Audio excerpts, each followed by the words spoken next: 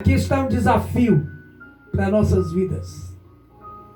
Encontrar diante de Deus com muita sinceridade e que seja por Ele ignorado. Talvez muitas pessoas já pensaram assim. Mas porque são frágeis? Porque não conhecem a Deus?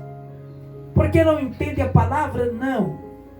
É porque há sempre uma pergunta dentro de nós quando sentimos a falta da resposta de Deus.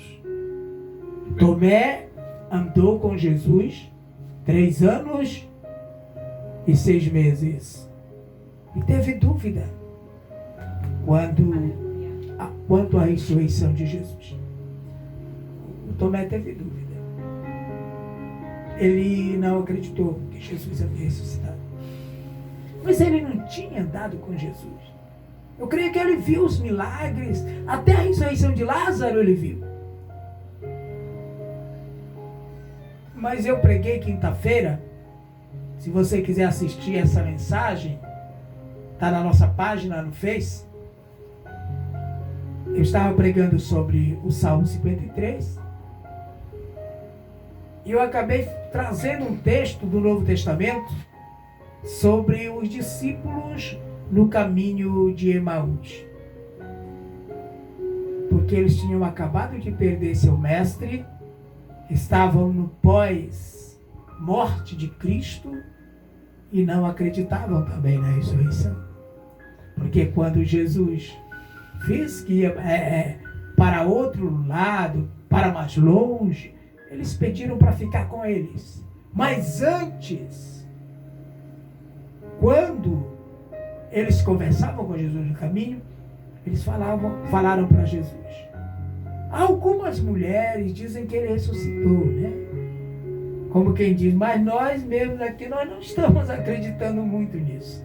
Foi quando Jesus tomou o pão, deu graças e eles tiveram os olhos abertos para entender que Jesus havia ressuscitado. Então, há sempre no homem um momento em que ele se desgasta e pensa que Deus está distante dele. Moisés teve suas restrições. Por acaso Deus o mandou de volta para casa? Quando Deus disse, Moisés, eu escolhi você.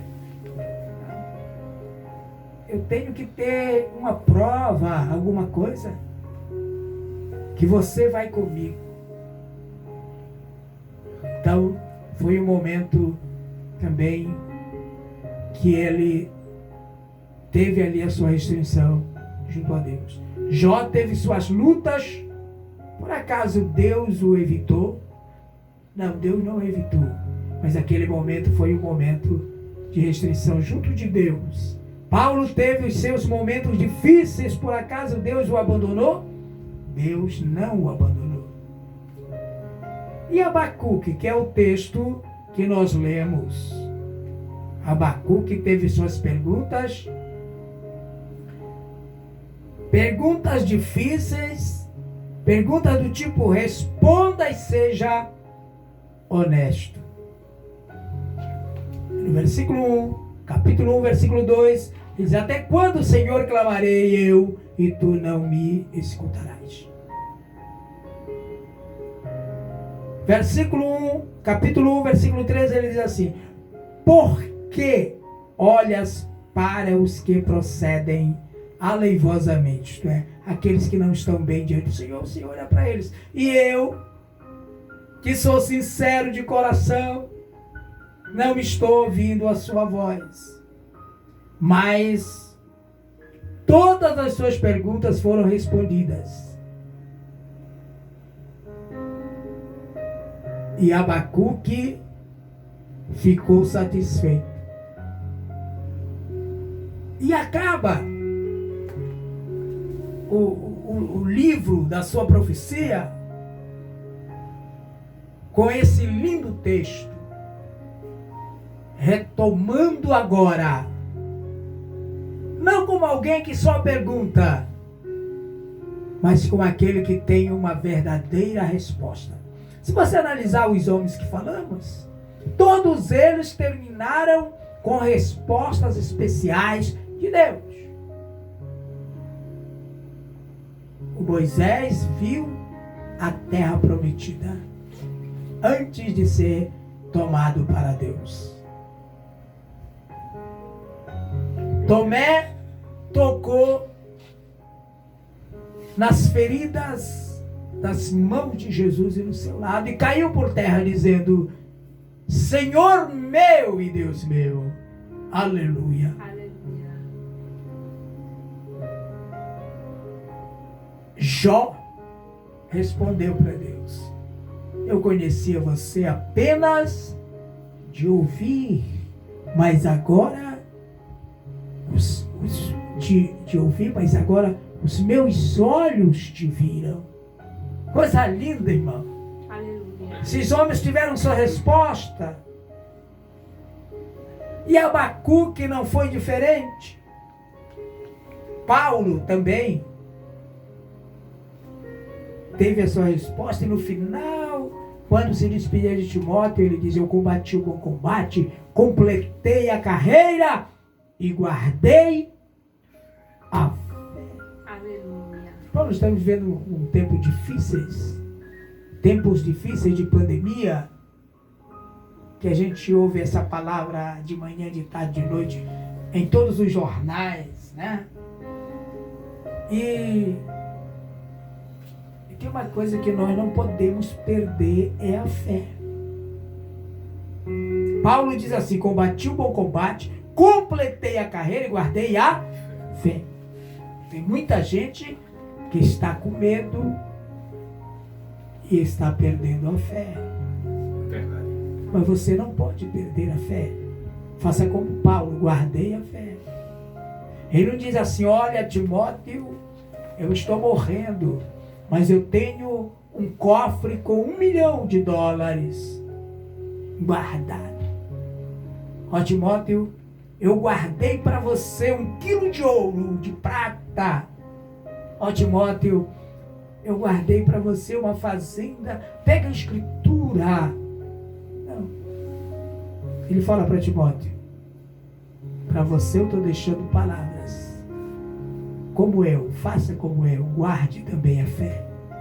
Eu guardei a fé. Aleluia. Convicção. Aleluia. Glória a Deus. Convicção. Porque é isso que faz nós nos aproximarmos de Deus, é convicção. E Abacuque não foi diferente. Ele teve o seu final feliz em suas palavras. Depois de questionar tudo, ele começa a orar. E na oração, em um dos trechos de sua oração, ele pede para Deus: Deus, aviva a tua obra no meio dos séculos. Glória a Deus. Que oração maravilhosa! Nós deveríamos sempre orar assim. Talvez se não fosse a oração do Abacuque, esse grande avivamento não tivesse chegado até nós. Mas chegou. Alguém orou por avivamento. E o avivamento chegou aqui no Brasil. E não foi uma gotinha, não. O avivamento chegou no Brasil com muita força. A igreja continua. Sabe, irmão Iranei, pastor Iranei, tem muita gente que vive de saudade do passado, né? Eu comecei a pregar o evangelho com 12 anos de idade. Tinha 12 anos de idade. Eu fui batizado no Espírito Santo, eu tinha 11 anos de idade. Na época só batizavam criança a partir dos 12, ainda hoje. Então, quando eu fui batizado no Espírito Santo, o pastor de saudosa memória, pastor João Rocha, conhecido como apóstolo das Ilhas do Pará, enfrentava, e nós morávamos em uma ilha também chamada de Jurupari. Então ali, naquela vila, meu pai dirigia um templo, uma igreja. Meu pai dirigia uma igreja e o pastor João Rocha era o pastor do campo. E quando eu fui batizado no Espírito Santo com 11 anos, ele me batizou nas águas também. Glória a Deus. E amados, com 12 eu comecei a pregar o Evangelho. Eu vivi o movimento pentecostal. A minha vida, pastor Iranei, pastor Iranei, a minha vida foi na igreja. Glória a Deus. E pela misericórdia de Deus, eu nunca me desviei da igreja. Não falo isso para minha glória, para a glória de Deus. Porque eu sei que na juventude a tentação é grande, muito forte. Mas o Senhor teve misericórdia de mim. Nos anos 80, aqui no estado do Amapá, quando chegamos para cá, eu estava com os meus 16 anos de idade. E aí o Senhor me chamou para ser pregador da palavra. Nós tínhamos uma cruzada evangelística, não sei se vocês irmãos lembram, chamada Só o Senhor é Deus. Irmãos, essas invasões aí, saía. Às vezes não tinha nem luz elétrica, era na bateria, era aqueles delta que a gente usava, uns amplificadores. Quando eu olho para esses equipamentos aqui que nós estamos falando aqui, e os irmãos estão assistindo em Santa Catarina, em Mato Grosso, fora do Brasil, né? Mas eu olho e vejo a